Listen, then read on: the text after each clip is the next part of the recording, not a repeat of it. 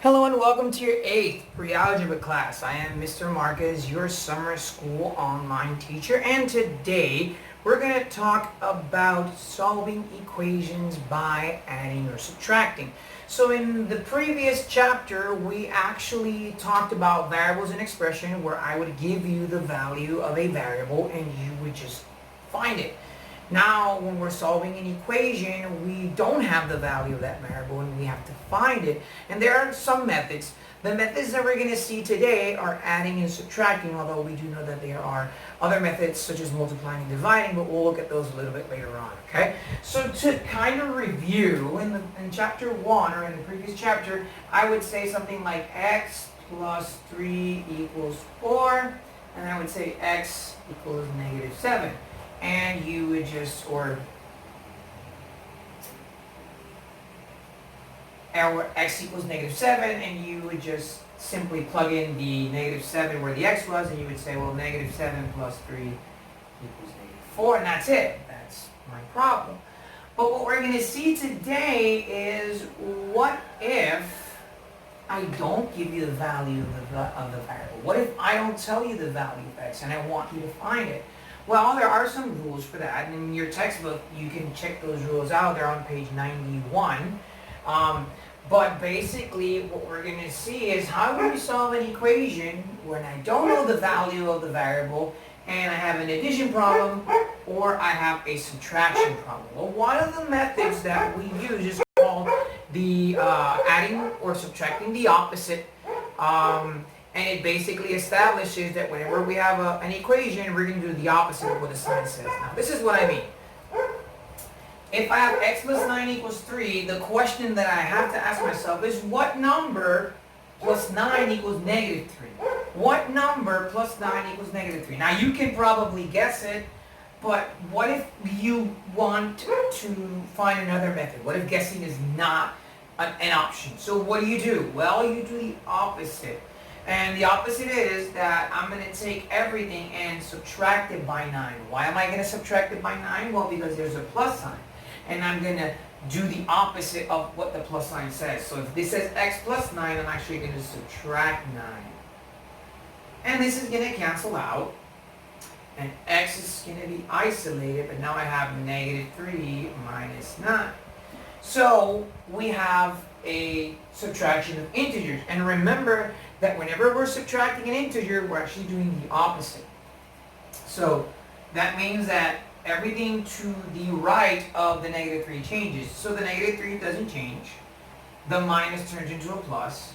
And the positive 9 turns into the opposite, which is negative 9. And that means that x equals negative 12. Now, again, this step, you don't really have to do it. Eventually, you're going to be able to do it mentally, but for the time being, all I did was I applied the rules of subtracting integers. Now, one of the things that are very interesting about equations, specifically, is that I can check them to see if they're right.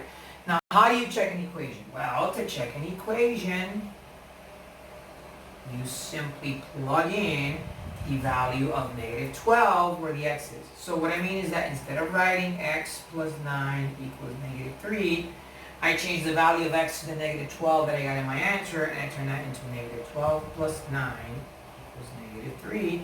And when I look at negative 12 plus 9, well, that does equal negative 3. So that means that this checks out. It's correct.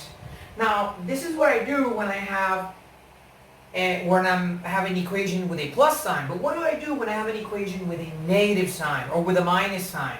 So which brings us to example number 2. Example number 2 says 23 equals y minus 11.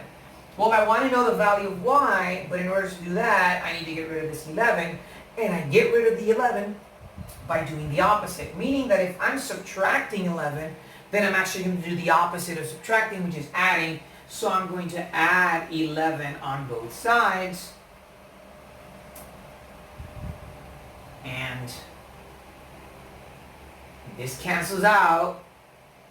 And 23 plus 11, well, that would be 34, which means that y equals 34. So just like I did in my first example, I can check my answer. And I check my answer by simply plugging in the value of y. So instead of writing my original equation, which is 23 equals y minus 11, I change the value of y to 34.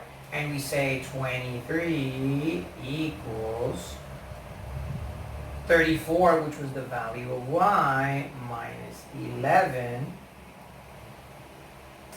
And 34 minus 11 is 23. And 23 equals 23. So this checks out.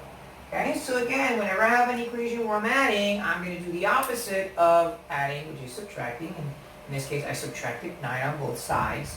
And negative 3 minus 9 was negative 12. And I check my answer by plugging in negative 12 into my original problem. And negative 12 plus 9 equals negative 3. So this is correct.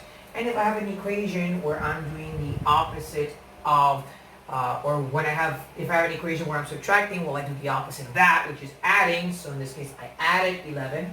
23 plus 11 equals 34.